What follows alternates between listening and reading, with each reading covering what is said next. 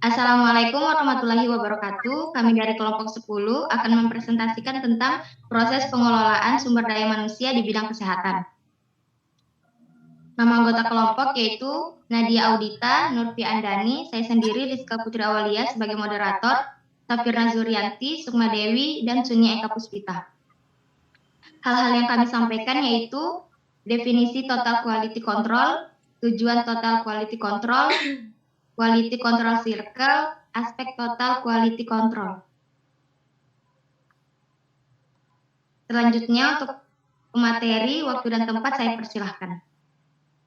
Pengertian dari total quality control. Total quality control atau yang biasa disebut dengan pengendalian mutu terpadu adalah suatu sistem yang efektif untuk mengintegrasikan usaha, pengembangan kualitas, pemeliharaan kualitas, dan perbaikan kualitas atau mutu dari berbagai kelompok dalam organisasi. Sehingga tujuan dari total quality control secara umum adalah untuk meningkatkan produktivitas dan pelayanan.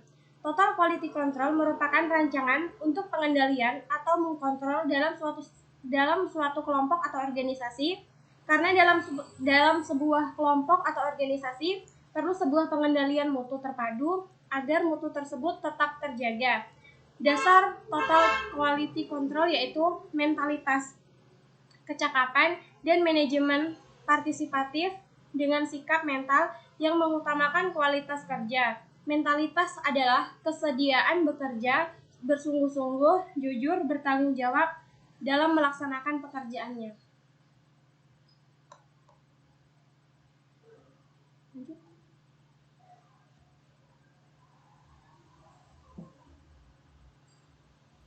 Lanjut ya slide-nya. Tujuan total quality control yang pertama yaitu pencapaian kebijaksanaan dan target perusahaan secara efisien. Efisien ini maksudnya adalah suatu pencapaian tujuan atau target dengan menggunakan input dalam jumlah yang sama demi memberikan hasil output yang lebih besar. Hal ini juga ditujukan supaya karyawan atau pekerja dalam melaksanakan tugasnya dapat mencapai target dengan sasaran yang terarah sehingga tujuan organisasi dapat tercapai. Untuk meningkatkan efisiensi dan produktivitas organisasi dengan memberikan kepuasan yang lebih besar kepada konsumen. Selanjutnya yaitu tujuan yang kedua. Ya, jadi saya di sini akan menjelaskan tujuan yang kedua. Pertama, perbaikan hubungan manusia dan mutu barang atau kualitas barang dan jasa. Pertama, kita akan berbicara mengenai perbaikan hubungan manusia. Mengapa di sini ia menjadi salah satu tujuan? Karena dengan adanya quality control ini bisa kita ketahui bahwa hubungan antar pegawai atau produsen berjalan baik atau tidak. Guna lancarnya proses produksi atau lancarnya sebuah pekerjaan di tempat tersebut. Setelah itu, ke mutu dan kualitas barang. Nah, di sini nampaknya lumayan jelas mengapa mutu dan kualitas barang tercantum dalam tujuan. Quality control sendiri dapat berarti pengendalian mutu. Maka mutu atau kualitas barang ini harus yang terbaik. Cara mengetahuinya yaitu dengan meng-cross-check bahan atau mutu bahwa mutu atau kualitas barang yang dihasilkan telah memenuhi standar dari tempat tersebut atau belum. Mutu atau kualitas ini juga dapat disebut sebagai wajah dari tempat tersebut. Maka perlunya perbaikan jika barang yang dihasilkan tidak sesuai dengan standar yang ada. Sama halnya dengan jasa, mengapa ia termasuk dalam hal perbaikan seperti yang telah saya jelaskan sebelumnya. Baik barang maupun jasa yang ada haruslah sesuai dengan standar. Maka jasa yang sebelumnya dirasa tidak sesuai wajib diperbaiki atau dirombak. Setelah itu ada yang ketiga, peningkatan moral, prakarsa, serta kerjasama karyawan. Nah, di poin ketiga ini ada peningkatan moral, prakarsa, dan kerjasama karyawan. Pertama, dari peningkatan moral dari quality control sendiri bertujuan untuk mengontrol dari segala aspek, tidak terkecuali dari peningkatan moral. Pegawai yang harus memiliki tata krama yang baik dalam bekerja agar menjalin hubungan yang baik antar pegawai serta tidak menimbulkan masalah ke depannya karena karyawan yang ada telah terdidik dengan baik dan bertata krama. Maka, jika ada pegawai yang kurang atau tidak memenuhi kriteria dapat ditingkatkan dari proses ini.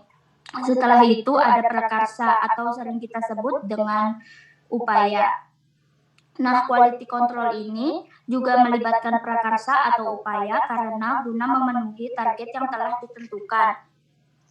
Jika sebelumnya produk atau jasa masih belum sesuai dengan target, maka kita harus meningkatkan upaya agar dapat mencapai target tersebut.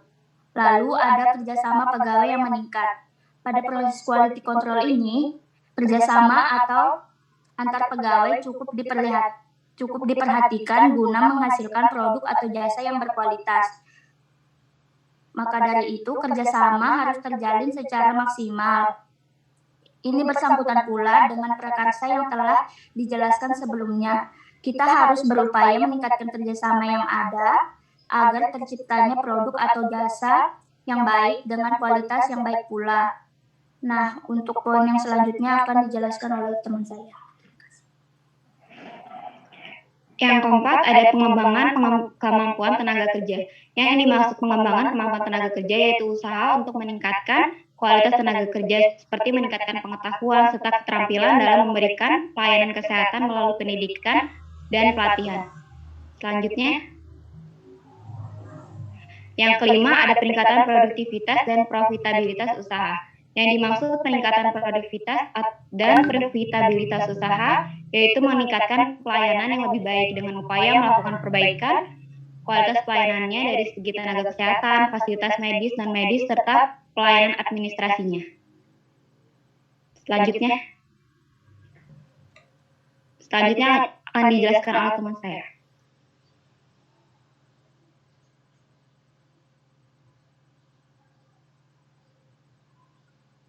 Quality Control Circle adalah kelompok kecil dari lingkup kerja yang melakukan pengendalian dan memperbaiki secara berkesinambungan dengan menggunakan teknik-teknik quality control. Pengendalian mutu quality control adalah produk dan mengurangi jumlah produk yang mengalami terkaitnya banyaknya komplain konsumsi. Next.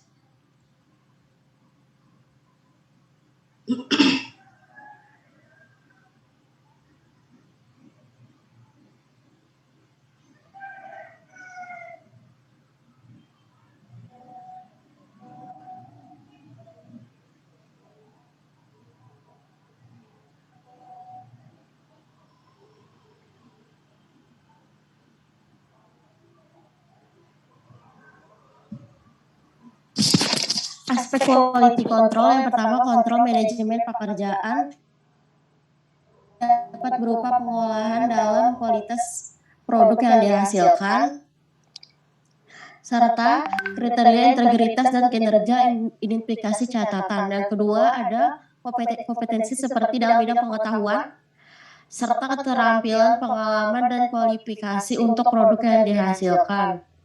Yang ketiga ada elemen lunak seperti kepegawaian, serta integritas kepercayaan organisasi, motivasi yang bermanfaat, agar terintegritas produk yang dihasilkan. Serta pengalaman tim yang diperlukan dan motivasi semangat tim untuk menghasilkan hasil yang bermanfaat. Sekian dari penjelasan saya.